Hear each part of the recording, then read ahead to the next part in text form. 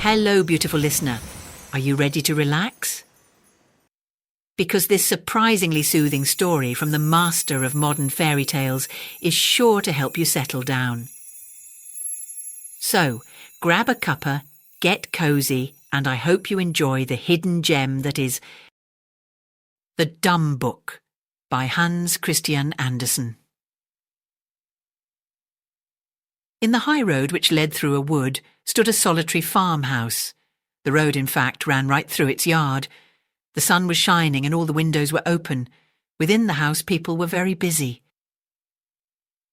In the yard, in an arbour formed by lilac bushes in full bloom, stood an open coffin. Thither they had carried a dead man who was to be buried that very afternoon. Nobody shed a tear over him. His face was covered over with a white cloth. Under his head they had placed a large, thick book, the leaves of which consisted of folded sheets of blotting paper, and withered flowers lay between them. It was the herbarium which he had gathered in various places, and was to be buried with him according to his own wish. Every one of the flowers in it was connected with some chapter of his life. "Who is the dead man?"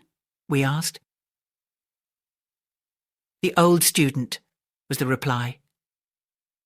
"They say that he was once an energetic young man, that he studied the dead languages and sang and even composed many songs. Then something had happened to him, and in consequence of this he gave himself up to drink, body and mind. When at last he had ruined his health, they brought him into the country, where someone paid for his board and residence. He was gentle as a child as long as the sullen mood did not come over him. But when it came, he was fierce, became as strong as a giant, and ran about in the wood like a chased deer.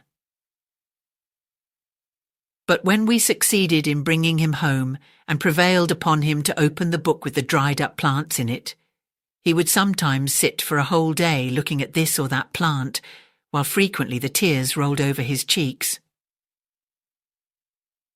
God knows what was in his mind, but he requested us to put the book into his coffin, and now he lies there. In a little while the lid will be placed upon the coffin, and he will have sweet rest in the grave." The cloth which covered his face was lifted up. The dead man's face expressed peace. A sunbeam fell upon it. A swallow flew with the swiftness of an arrow into the arbour, turning in its flight, and twittered over the dead man's head. What a strange feeling it is, surely we all know it, to look through old letters of our young days. A different life rises up out of the past, as it were, with all its hopes and sorrows.